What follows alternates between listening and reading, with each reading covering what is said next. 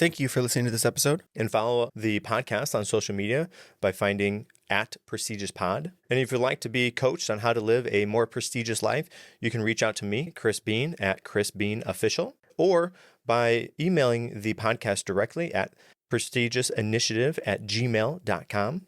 Lastly, sign up for our newsletter either through social media or on our website. This is the Prestigious Initiative. Welcome. I'm Chris Beane. Today I'm joined by Corey Corpodian, from becoming a board-certified orthodontist at just 26 to hosting the top-ranked podcast Unleash Your Success with guests like Tom Bailu and Ben Patrick. Corey's journey is all about turning potential into real, measurable results. Today we're going to do a deep dive into business growth, mental toughness, and how to become a better leader as well as communicator. So we'll dive into it. Corey, how are you today? Doing great. Thanks for that awesome introduction. Very good. So, Corey, why would somebody want to listen to our conversation here today? I think if a lot of people are out there stuck in some of the monotony of life, feeling that they can't break free, feeling that they are meant for something more, today's conversation is going to go over real tools and strategies that we can implement today. You know, my podcast is all about what action can I take now? And I always talk about the Pareto principle, which is also called the 80-20 rule. And the way I use it is 80% of our results come from 20% of our actions. So my goal is to always learn and in turn deliver an action that can get 80% of your results. So what's the one action you can do today to maximize your results? And that's what this conversation, I hope, is going to be about. Very good. Now, Corey, you have a very interesting path from orthodontist, entrepreneur, podcast host. Bring me through that path. Why, how did you go from where you started to where you ended up? And tell me some highs and lows from the journey. I'm a product of a blueprint, right? And that blueprint is similar to a lot of other people. I took mine pretty far with orthodontic residency, but the blueprint was this: go to school, get good grades, go to college, get a job, work and retire and enjoy life. This idea of a blueprint is something that we've been taught. Our parents were taught by their parents, and it works until it doesn't. I'm not saying that being an orthodontist isn't and wasn't a great career choice path. It just wasn't the right path for me. And so I followed this blueprint. I committed to it.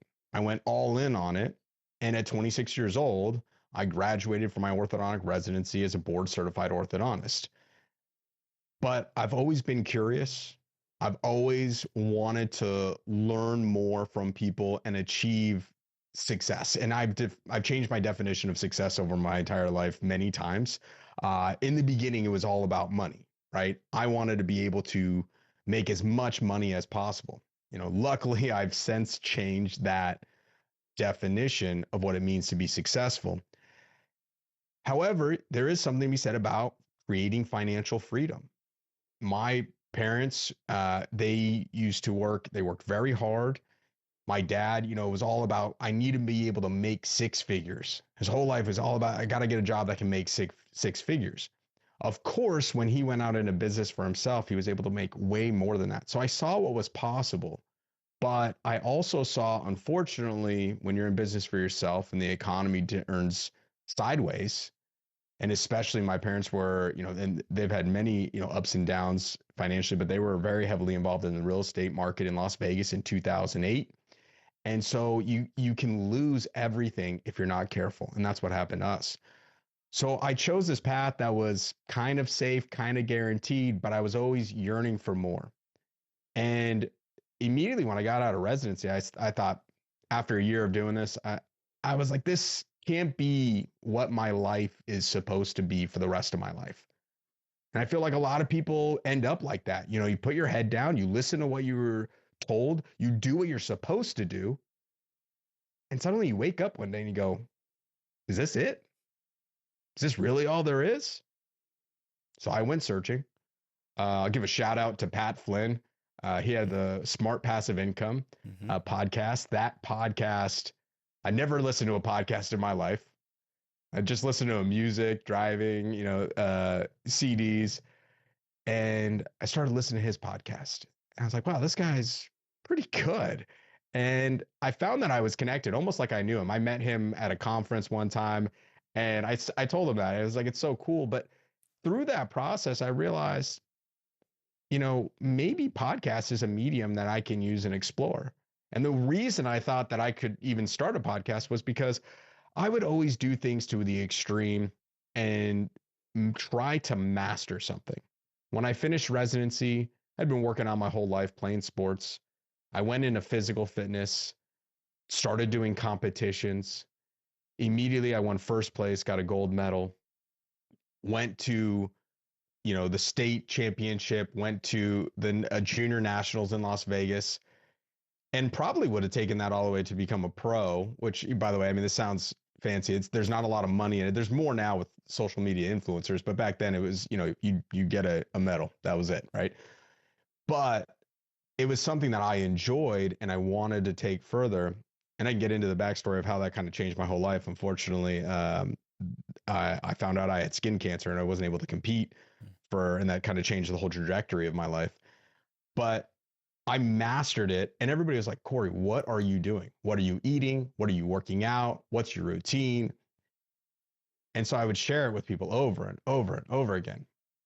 And now I learn from other people, and I share information that I've learned throughout my life through podcasting.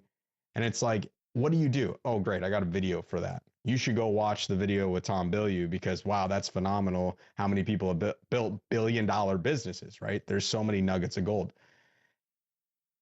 And I'll kind of jump into the story about skin cancer. So I'm competing.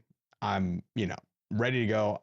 It's around the time Obamacare comes into play. So you have to get health insurance. And I never had health insurance except for maybe through school. It was really minor. So I've been paying for health insurance for 9 months. And I finally go, maybe I should go just get checked out, full body checkup. And there was this mole. Obviously, I went through dental school. I know anatomy, but out of sight, out of mind, not really thinking about it. There's this mole on my chest, super small, half the size of my pinky nail, but it had been changing. And I said, yeah, I probably should get this checked out. Sure enough, it was melanoma, which is a very aggressive skin cancer. And I remember when the doctor told me, yeah, we're going to have to cut this out. And I was like, okay, just like a little bit, right? And then she draws a giant circle around half my chest. And I'm just like, that's insane. It wasn't clicking. And I said, wait, you know what? I'm again, not thinking clearly. I say, I'm in the middle of competing for my pro card. I've got a big competition in 2 months. Can this just wait 2 or 3 months and we can take care of it then? Because I knew I was going to be able to work out for several weeks or months. She said, if you wait a few more months, you could lose half your chest. In 6 months to a year, it could kill you.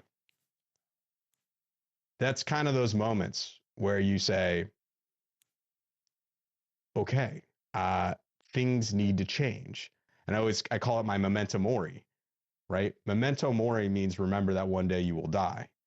And, you're young. You think you got the whole world ahead of you. Nothing can stop you. And all of a sudden this happens and you go, wow, I can't, I only went because I was paying for insurance and I wanted to get my money's worth. If I had waited 6 months or a year, we might not even be having this conversation. And after that, that's when I really started to deep dive into mental and emotional fitness, how to turn my entire life around, what actions I need to be taking, turn my business around, start making more money. I really became very focused. And I'm not saying it was all sunshines and roses, but I started practicing gratitude around that time just to be grateful. And not that I wasn't grateful before, and not that I'm not grateful now. And sometimes, when I talk to my wife, she's like, just need to be grateful for what we have. And I know. But you have to practice it, because if you don't practice it, you're not going to be able to understand it. The more I practice it, the more I was able to appreciate it and really kind of enter that state of gratitude. So that's kind of the short of it, how my life kind of turned around, and started podcasting, interviewing people, and one thing led to another, and here we are today. All right. I got a couple different avenues I want to go down for this. You talked about having a definition of success.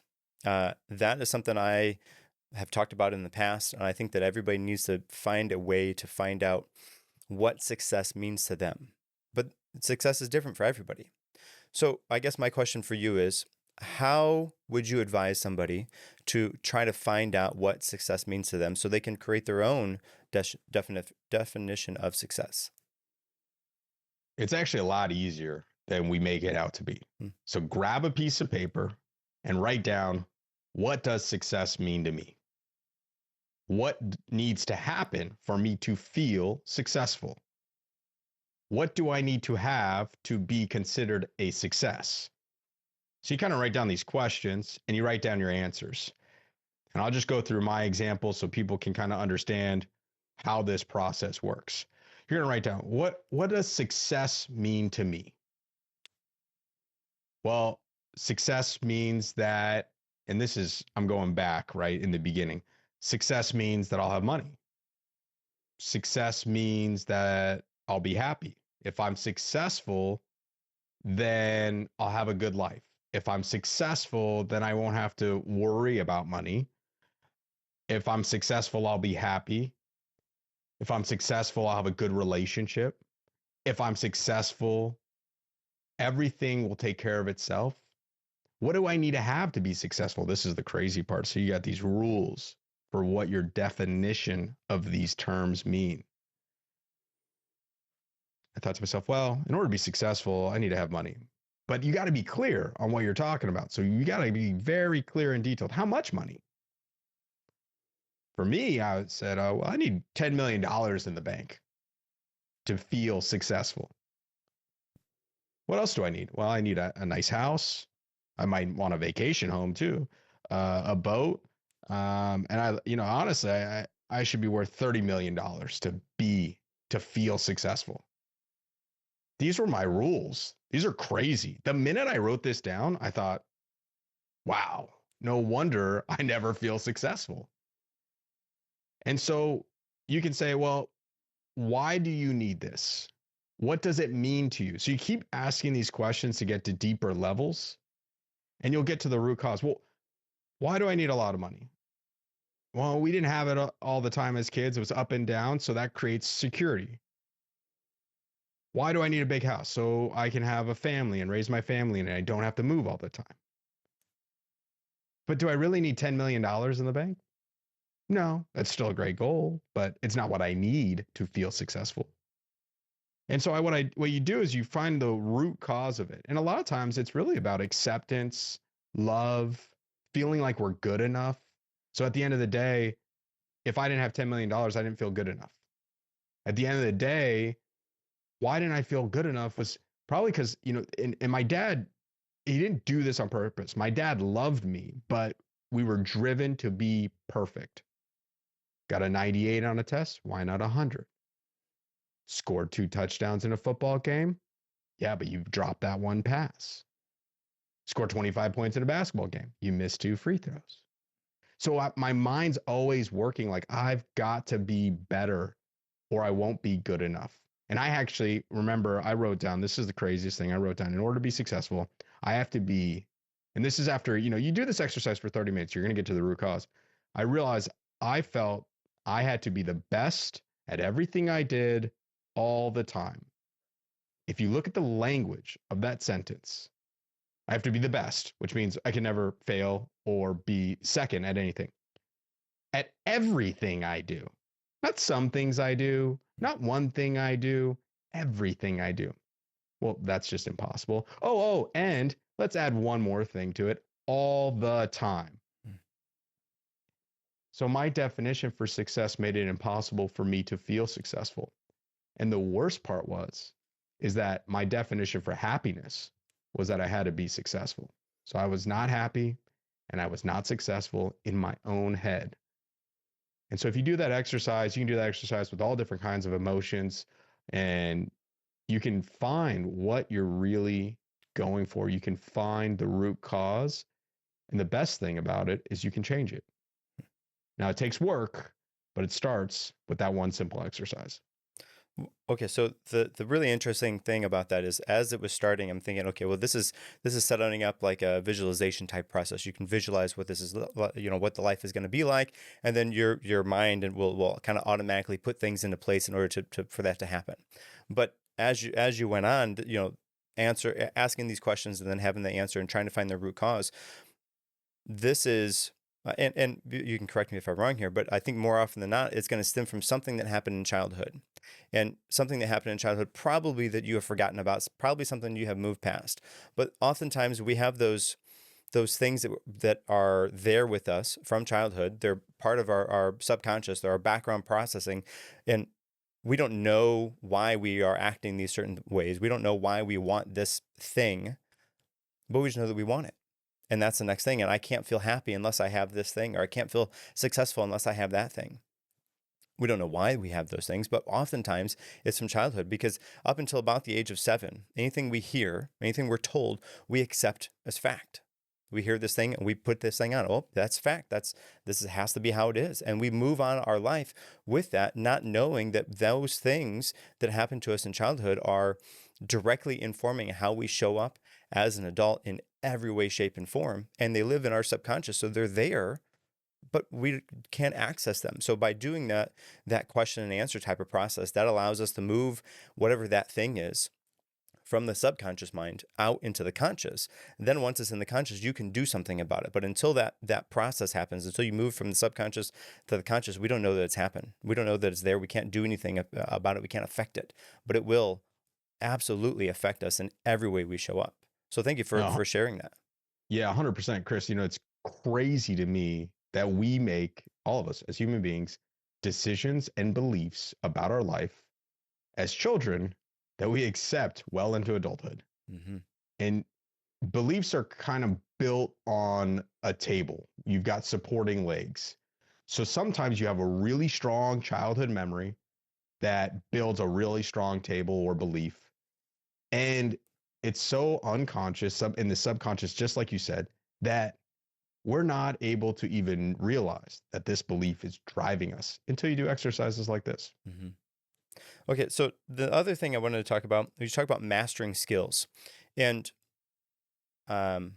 being able to master a skill, going all in to whatever it is certainly a let's say a tendency that I have. I start something and I am all in before I really understand or realize sometimes even what it is, but if I want to do it or not. And sometimes from time to time that has gotten me into trouble, because I get all into this thing and I spend all this money and time and energy and effort to do this thing. I'm like, oh, well, yeah, I don't actually want to do that. And they move to the next thing. And I have a hobby of collecting hobbies. So I guess my question for you on that is, you talked about that early on in your life. Do you have that same type of attitude as you approach things? You want to master whatever it is before you move on to the next thing, if you do move on to the next thing? 1,000%. I love mastery. I think that if you're going to do something, you should do it right. I think that if you're going to, everybody dabbles. And it sounds like you may be a little bit more than a dabbler, but if you dabble, you're never going to get anywhere. Oh, I'm okay at this and I'm okay at that. When I started surfing, I remember I surfed 3 to 5 times a week, sometimes twice a day, 14 days in a row one time, because I couldn't catch a wave and I wanted to be able to catch a wave. Recently, I got into golfing and pickleball, right? Everybody, the pickleball craze is nuts, right? I'm not that good at pickleball. I just started, but these two sports are something that as you get older, you're like, okay, this is something we can do together. It's fun. But I'm not into pickleball, but the minute I start playing, I'm sitting there, I'm dissecting. All right, how do you hit the ball? How do you hit the paddle? What are they doing with their feet? How is their footwork? Okay, what's the timing? All of a sudden it starts clicking. Boom, boom, boom, boom, boom. And this is something that I do like once every couple months for fun with friends if they invite me. But at the same time, I can't help myself. I want to know. I want to master whatever I'm doing. And it kind of stems from that. You want to be the best at things. And these beliefs, they shift, but they're still there in some ways, right? And they drive us. And I think if you want to master something, there's a couple strategies that I do. One, is you've got to become obsessed, right? You have to want to read, learn, do everything you can for it. You know, it's hard when you're working or if you have a family or if you're in school to be able to master something outside of that. But that's why I do monotasking, right? I'm not a multitasker. I'm a really heavy monotasker. I like to do one task for several hours. So I block out time to be able to devote it because especially nowadays with every notification from every social media, from every email, from every phone call, my phone could be blowing up. Put that on do not disturb, sit down and start doing something because our attention span is so short. You know, you could be in the middle, you could be 10 minutes into learning something or practicing something or doing something towards your goal and get interrupted. Well, then you never build momentum. So I can accomplish a lot more in 4 hours by blocking and monotasking my time than somebody else can. They might be working for 24 hours on the same thing, but they're interrupted. So they don't gain momentum. They don't they never get anything actually done, right? It takes time to process this, to master the information.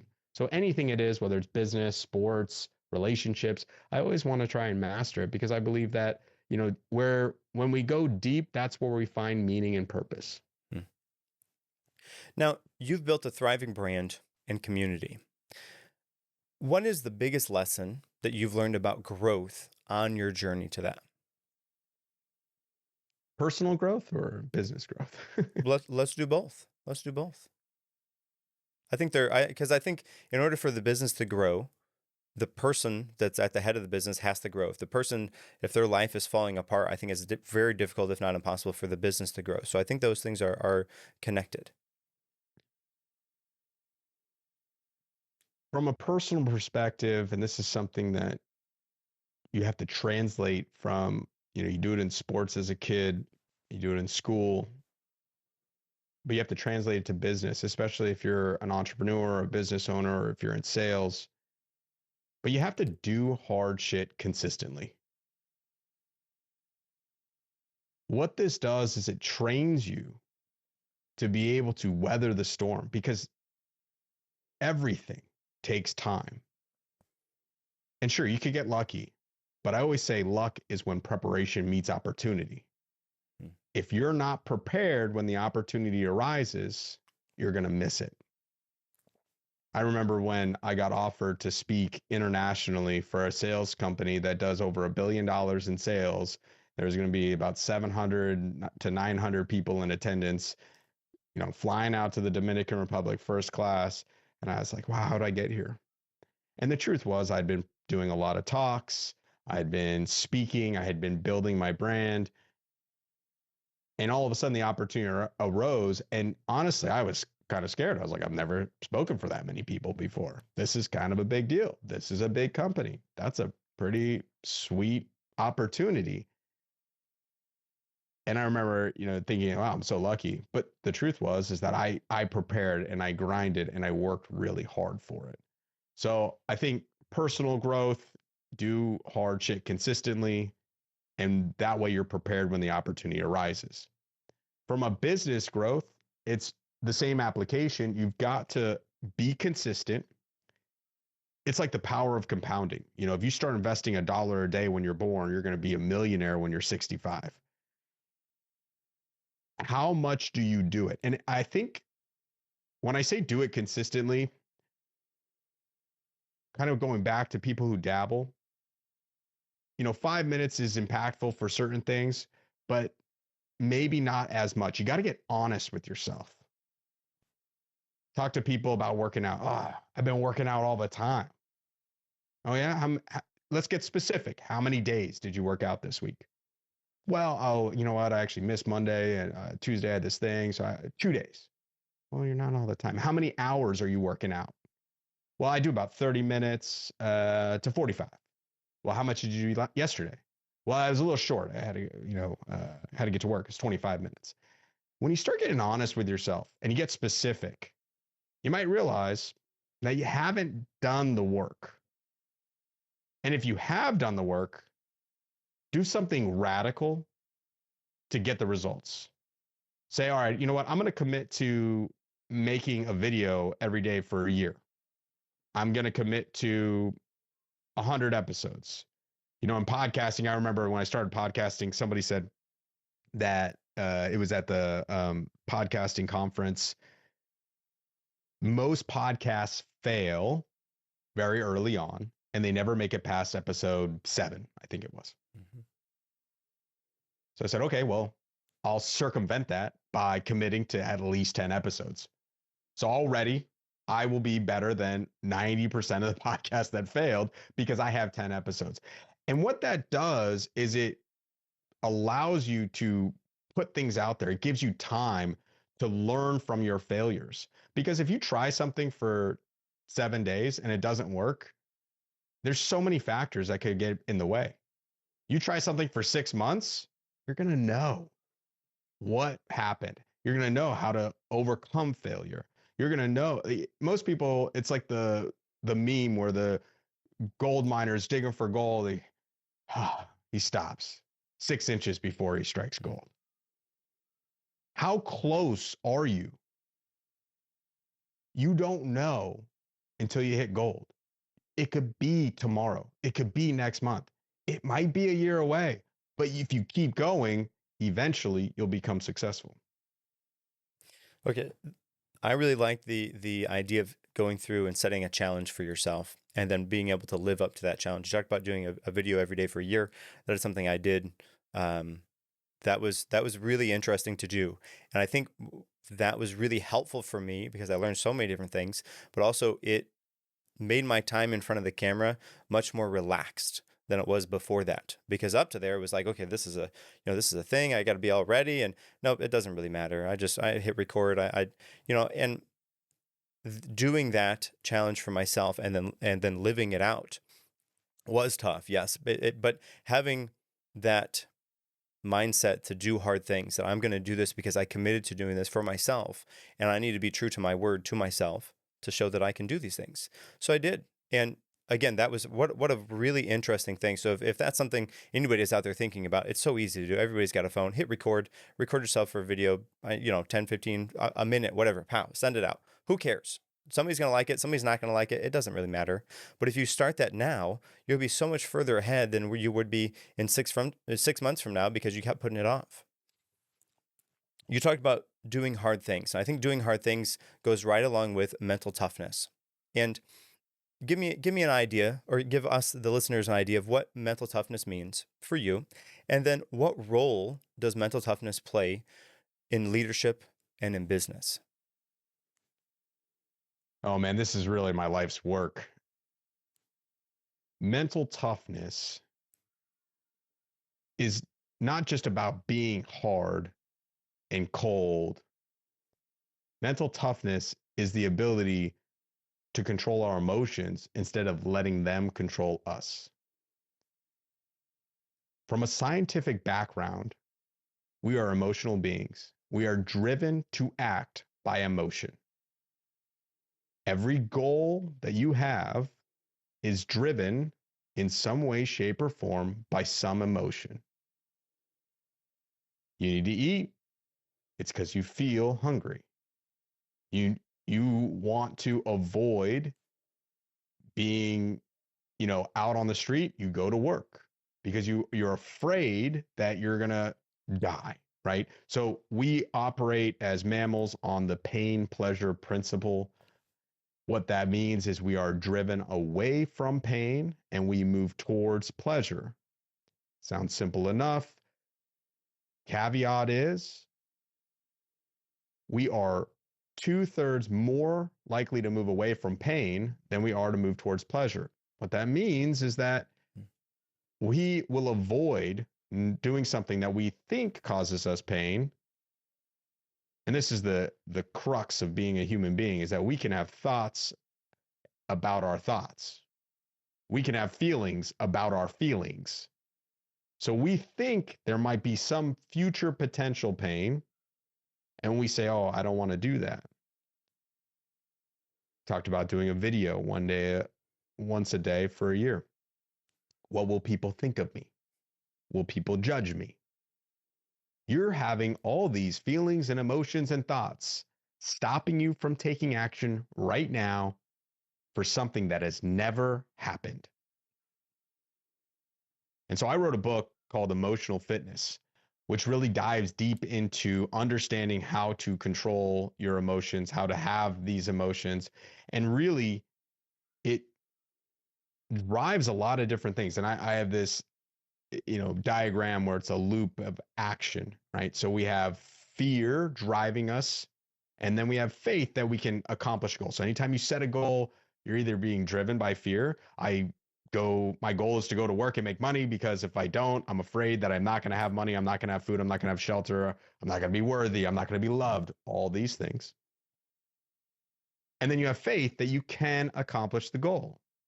And as you're going to set these goals, this is what's crazy. In your head, you're like, well, if I do this, maybe people will, say I suck, or I'm not good enough, or, but wait, I think I can do this. I think I do this. And you're kind of going around this crazy 8 circle, and you're just running around until you do one of 2 things. You either take action towards that goal, and then finally you find out the real result, which is, even if somebody does make fun of you, it's like, how bad is their life that they have to put you down?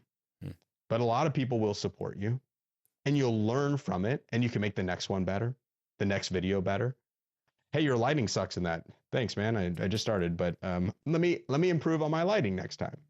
Hey, your mic's not that good. Okay, you know what? You're right. Let me research some mics. Let me learn a little bit. And then all of a sudden you get to a point like you and I are today, where we've got these amazing setups because of process of trial and error.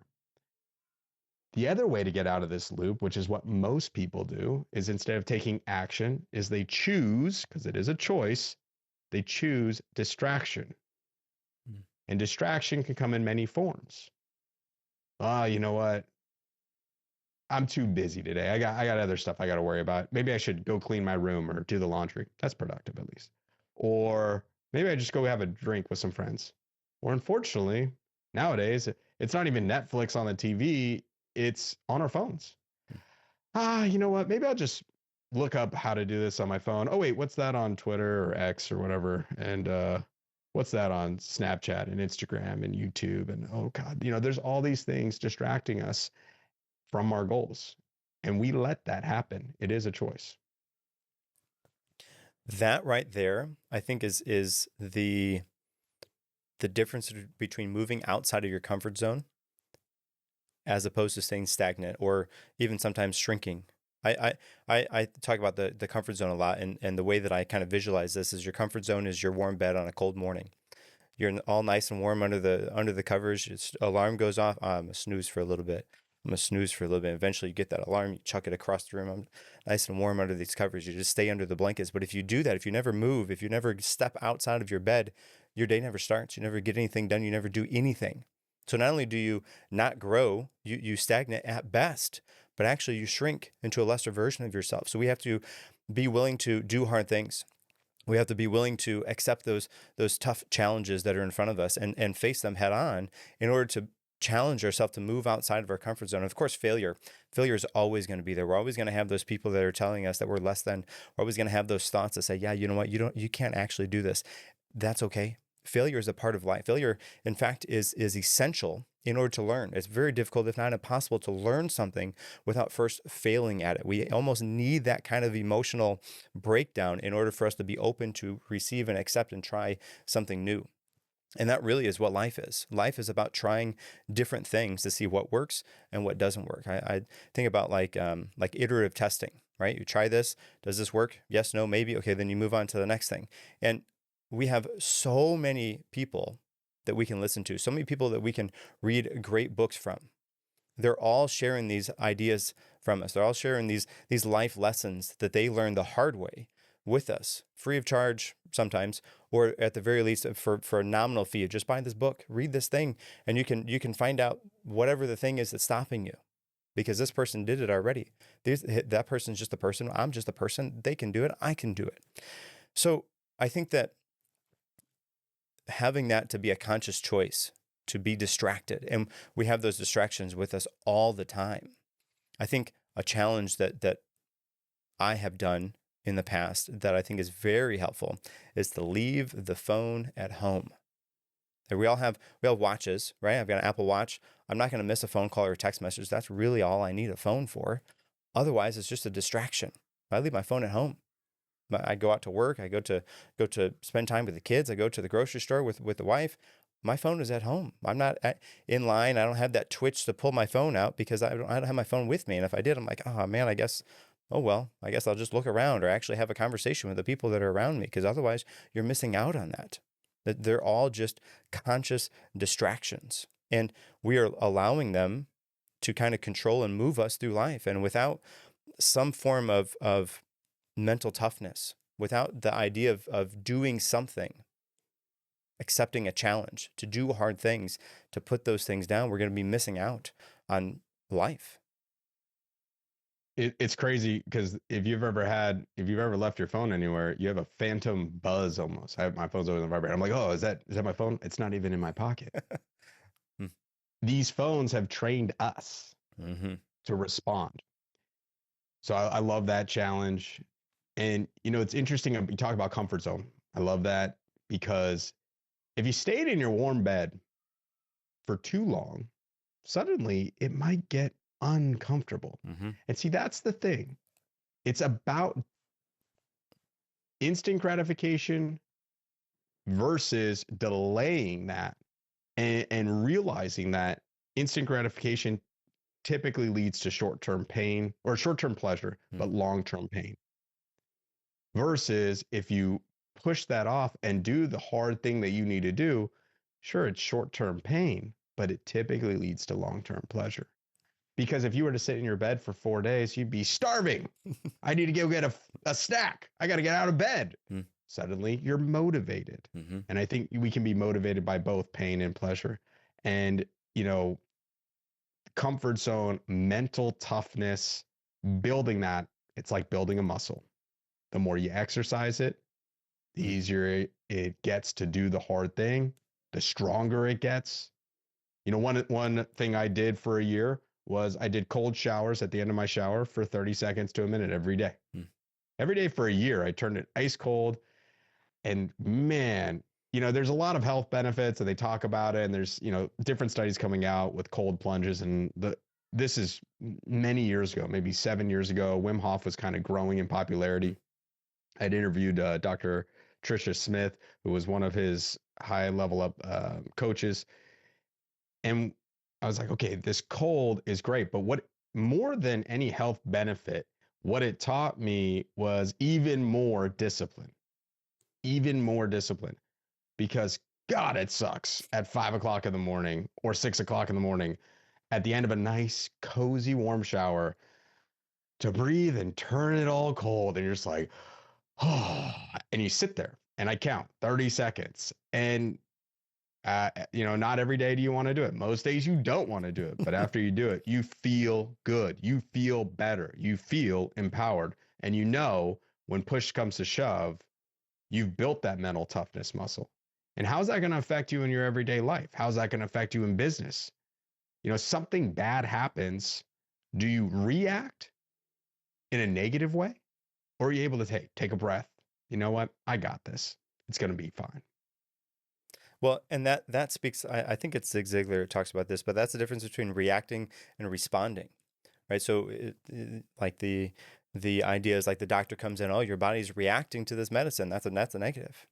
Or the doctor says, oh, your body's responding to this medicine. That's a positive. And so if we're always reactionary, then that's a negative thing. We want to respond to those things that are happening, right? And that just that little mindset shift is so helpful. And well, actually, speaking of mindset shifts in emotional fitness, do you have any mindset shifts that help people help to, unlock their potential? Absolutely. A couple different exercises you can do right now. One of my favorite exercises, if you want to feel the immediate shift in your mindset, is actually using our physiology, because it's all connected. The mind-body connection is real. And if you want to feel it right now, you can do it. So the idea is you're going to start by slumping your shoulders. And I want you to think about, what does a sad, depressed person look like? Well, they're typically slumped shoulders, heads down. I just don't feel good today. Mm. And if you held this, I honestly doing this right now, I kind of feel like, oh man, I'm like, oh God, just like what a shitty day this is gonna be. Oh man, these questions, I gotta answer all these questions. You do this for a minute and hold it, you're gonna feel worse and worse. And I just want you to feel like, what is it that really depressed? You're like, oh God, this. And then immediately after 1 minute doing this, I want you to stand up, shoulders back, chest up, chin up, eyes forward, put your hands on your hips like Superman or Wonder Woman. You do this for 2 minutes. It's been clinically proven to increase your testosterone 20%, to decrease cortisol, the stress hormone, 25%, and you're more likely to take a risk to accomplish your goal by doing this just for 2 minutes. And this was done by Amy Cuddy, who's a Harvard psychologist, and it's called power posing. That simple exercise can set your day up for success because how we respond, we have mental fatigue, we have decision fatigue, we have emotional fatigue. If you are too tired to deal with something, you emotionally snap. And all of a sudden it's like a sunburn. Okay. So, when you get sunburn, your skin's red. Anybody, I recently actually got a sunburn for the first time in a long time. Was digging a hole for my daughter at the beach and didn't put sunblock on. So the next day, sure enough, I see a friend. He's like, "Hey, what's up, man?" Gives me a good pat on the back. Oh, it stung so bad. I forgot. I forgot how sensitive it is. And I couldn't believe it. But, we have these emotional sunburns throughout the day that a lot of times are coming from stuff in childhood. And if you're not prepared for something, you might snap in a negative way. And we typically have a go-to emotion. It could be anger for some people. It could be sadness for other people. It's like, why does one thing happen? Your boss yells at you. Some people cry about it to their friends. Other people are like, oh my God, that guy's such an asshole. What the hell was he thinking yelling at me? Right. And so we go to these different places emotionally. And I think in order to prevent that, you need to prep your mind and body every morning. So my daily routine consists typically of, some self-care for myself, whether that be reading, whether that be a cold shower. I love to go to the gym, move your body, right? If you want to adjust the mental, start moving the physical, right? Because nobody's sad while they're running full speed. Nobody's depressed when they're trying to lift heavy weights. You can't think about that. You can only be present in the moment. It releases endorphins, which makes you feel good as well. Then I like to go sauna. I don't meditate in the traditional sense. I could meditate for 2 minutes looking at the beach. I could meditate in the sauna. That's kind of where I do it. I do, 15 to 20 minutes in the sauna. Absolutely love it. Not only the massive health benefits, decreased mortality, detoxing, but mentally, it's tough. I sit in the sauna and I watch people come in and I'm like, I'm going to stay longer than them. And I play this game they don't even know they're playing. And I'll be sitting, I'll be dying, but it's all in your head. You've got to breathe through the process. And then they leave and I'm like, oh, thank God I was dying, but I was able to do it. I'm like, that's another one, maybe one more. All right, another one. And I'll be at 21 minutes being like, okay, I gotta get out of here. And I think that, but the other thing is too, is that, sauna time, it's a time of peace. I don't take my phone in there. I'm sitting there. It's, you're just in the moment reflecting on what I need to do in life. And a lot of times when I do that, I kind of create my power action list. And this is another thing that people can do today to set their day up for success. Sometimes I'll do this the night before. So I sleep on it. I think about it. I wake up and I just go. But a power action list is using the 80-20 rule is the 3 things you need to do today to move the needle. What do I need to do today to improve my business? Or maybe, honestly, sometimes I got 2 young kids. Maybe today's the day I want to focus on family. What's one thing I can do today that improves my relationship with my daughter who's 2 years old, where I'm going to take her swimming, right? These things are so important. And a lot of times if you do that the night before, It allows me sometimes to just fall asleep easier because I'm not in my head thinking about things. I've written it down. It's on a piece of paper or in a note in my phone. I will say that there is a connection between physically writing down goals Mm. on paper that is more than typing it on your phone. Mm. So I will say that if you want to really accomplish something, write it down on a physical piece of paper or a journal. And that, then when you wake up in the morning, it's not like, what do I need to do today? What was my game plan? Nope. 3, 2, 1, go. I was posting that for a while, but and people were like, this is ridiculous, Corey. What? You're up at 3:30 in the morning.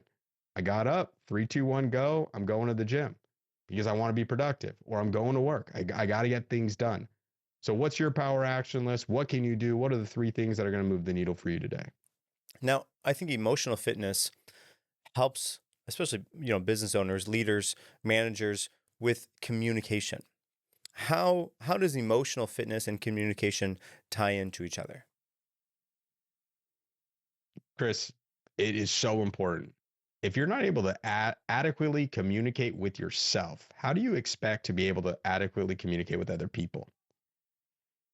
If you have the power pose posture, people are going to be more receptive to talking. It's a very open posture, right? Versus if I have my arms crossed like this and I'm talking to you and I'm kind of shying away from you, well, how am I going to be able to effectively communicate with you? I need to read your body language. I need to understand how are you responding to me? I need to know what I say and do and how that affects you. If I want to effectively communicate, I need to start with myself. Because if I don't understand why I'm saying something, why I'm doing something, how that affected other people, I'm not going to be able to adequately communicate that to my team, and I'm not going to be able to adequately lead. In fact, one of the best quotes I've ever had is, and I've seen this with really, really incredible business people, is they let everybody else talk first and just listen. Usually, the smartest person in the room, that's what they're doing. And then at the end, after everybody else has talked, now they understand what's going on better. They're able to communicate effectively how they need to propose their idea. You're able to identify pain points. I think that communication and leadership is one thing that people lack. And it's because they don't lead themselves first. If you're not willing to lead yourself first, if you're not willing to do what you tell other people to do, why would they follow you?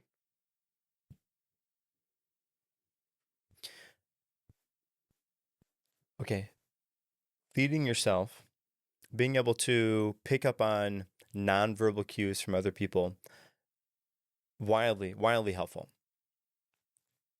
What are some nonverbal communication tips that you could share with us in order to help to communicate better with others? I know I've heard about mirroring. So like if I'm meeting with somebody, I'm trying to subtly kind of do the things that they're doing to kind of establish that connection faster than otherwise, or to even use the same kind of vocal cues, the same kind of phrases, the same kind of words in order to, again, almost have them feel like as if I was a friend of theirs that they know, because we're, we got this inside thing because we're using the same words, we're saying in the same kind of way.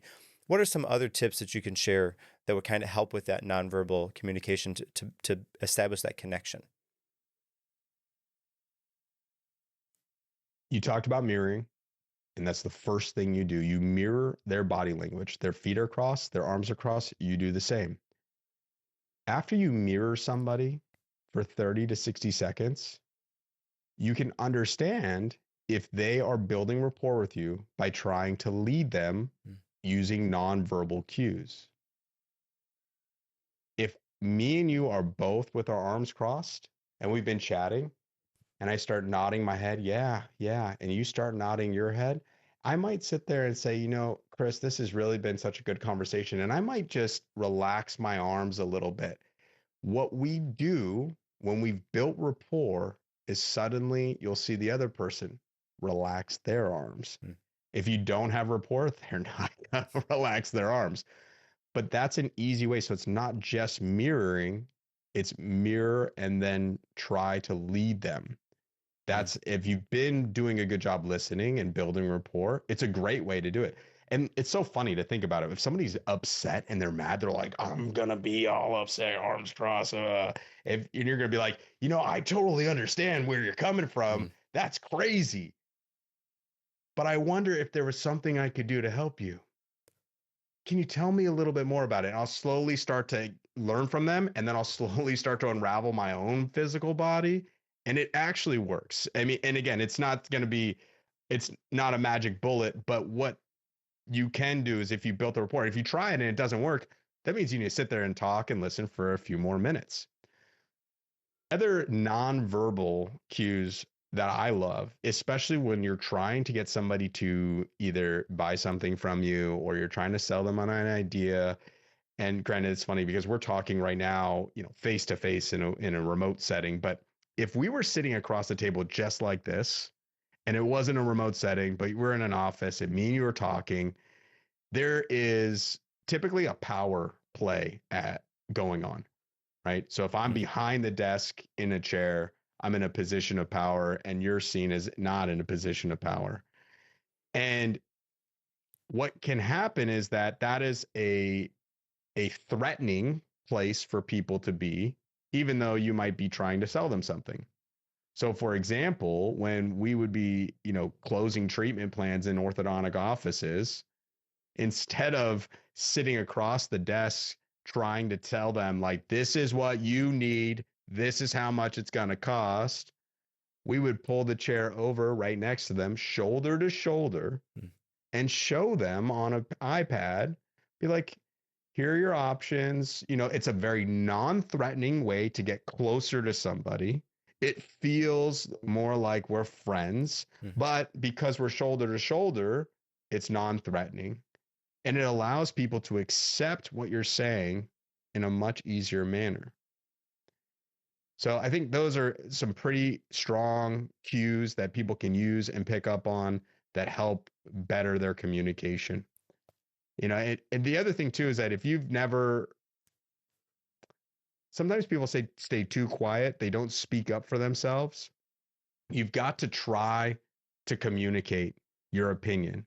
Now we talked about listening, but then there's the other half of the people that never actually put themselves out there because they're so afraid of what might happen. Again, you're letting that fear, life is risky, right? What about the fear of you not saying it?